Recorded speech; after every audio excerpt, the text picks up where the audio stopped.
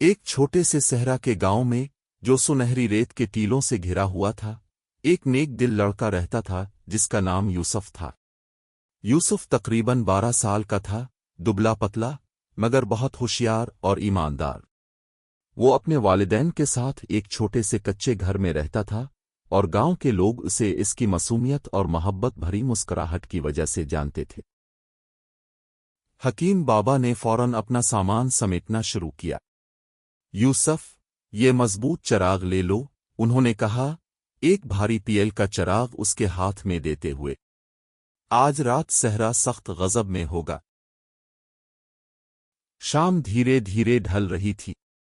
सूरज रेत के टीलों के पीछे छुपता जा रहा था कि अचानक आसमान भारी सा हो गया। हवा तेज चलने लगी और देखते ही देखते एक खौफनाक रेत का तूफान पूरे गांव पर छा गया। यूसुफ ने सर हिलाया और तूफान की तरफ भागा। इसके चराग की लो कांपने लगी, झलमलाई और फिर अचानक बुझ गए। अंधेरा फैल गया। रेत में आधी दबी हुई चमड़े की एक छोटी थैली। यूसुफ ने फौरन थैली उठाई और रास्ते पर भरोसा करते हुए तेजी से अपने घर की तरफ दौड़ पड़ा। घर पहुंचकर हैरत अंगेज मंजर जब यूसुफ घर पहुंचा, उसने थैली अपनी मां को दिखाई। दोनों ने मिलकर थैली खोली और दोनों की सांसें राग गईं।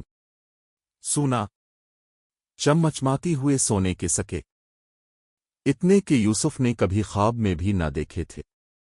इसकी मां ने लरसती आवाज में कहा, यूसुफ, ये तो हमारी पूरी जिंदगी बदल सकता है। एक लम्हे के लिए यूसुफ की आंखों में कई ख्वाब चमके, नए कपड़े, ठीक छत, कई महीनों का खाना। लेकिन इसी लम्हे यूसुफ के दिल में रसूल अकरम का फरमान गूंज उठा, जो धोखा दे वो हम में से नहीं। यूसुफ ने आहिस्तगी से थैली बंद कर दी। अम्मो, ये हमारा नहीं है, कोई जरूर उसे ढूंढ रहा होगा। अगली सुबह बाजार हुजूम से भरा हुआ था। यूसुफ सोने की थैली संभाले वहां पहुंचा। मेरी थैली, मेरा सोना, किसी को मिला है क्या? यूसुफ आगे बढ़ा, जनाब, शायद ये आपकी हो। वो यूसुफ को इनाम देना चाहता था, लेकिन यूसुफ पीछे हटते हुए बोला, मैं वो इनाम कबूल नहीं कर सकता जो मेरी कमाई नहीं है।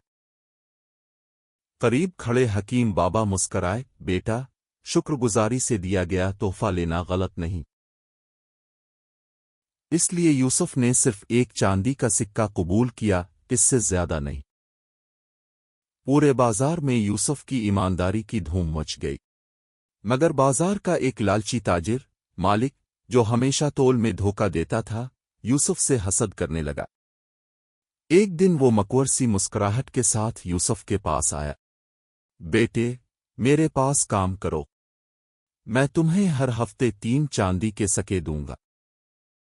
यूसुफ ने हैरत से कहा, लेकिन अब तो लोगों को धोखा देते हैं। मालिक हंसा, अरे बेवकूफ लड़के, सब यही करते हैं, इसी का नाम कारोबार है। यूसुफ ने मजबूत लहजे में कहा, कारोबार सच के बगैर बेबरकत होता है। मालिक का चेहरा गुस्से से लाल हो गया। एक दिन तुम समझोगे, सच्चाई से पेट नहीं भरता। मगर यूसुफ जानता था, सच्चाई रूह को भरती है और पेट अल्लाह भरता है। वक्त गुजरता रहा। यूसुफ लड़के से एक नौजवान बन गया, बुलंद, नेक और सबका प्यारा। हकीम बाबा बहुत बूढ़े हो चुके थे। एक दिन उन्होंने प्यार से कहा, बेटा, अब दुकान, गाहक, सब कुछ तुम्हारा है, सच्चाई का चिराग जलाए रखना। यूसुफ की आंखें भर आईं। उसने जिम्मेदारी कबूल कर ली। इसकी सच्चाई की वजह से दुकान में बरकत बरसने लगी।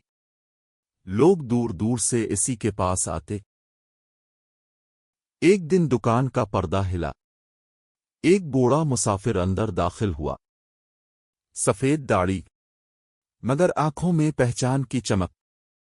तुम ही हो वो सचुआ लड़का जिसने मेरा सोना लौटाया था? वो हंसा। यूसुफ ने भी मुस्करा कर कहा, और आप वो मुसाफिर हैं जिनकी दुआ ने मुझे इज्जत दी। मुसाफिर ने एक बड़ा संदूक खोला। शीशे पर नफीस नक्श चमकते पतोहर, बारीक पैसे हुए धातों के कटाव। یہ سب تمہارے لیے ہیں۔ یوسف نے سب سے خوبصورت سنہرا چراغ اٹھایا اور دکان کے درمیان رکھ دیا۔ ہر شام جب بازار خاموش ہو جاتا، یوسف اسی چراغ کو جلاتا۔ لوگ پوچھتے، یوسف بھائی، یہ چراغ ہمیشہ کیوں جلتا رہتا ہے؟ وہ مسکرا کر کہتا، یہ مجھے یاد دلاتا ہے کہ سچائی روشنی ہے، جہاں بھی لے جاؤ راستہ روشن ہو جاتا ہے، دنیا میں بھی اور آخرت میں بھی۔ پورا گاؤں کہتا تھا، یوسف کی وجہ سے ہمارا گاؤں روشن ہے، دولت سے نہیں، سچائی سے۔ Subscribe to our YouTube channel for the next video.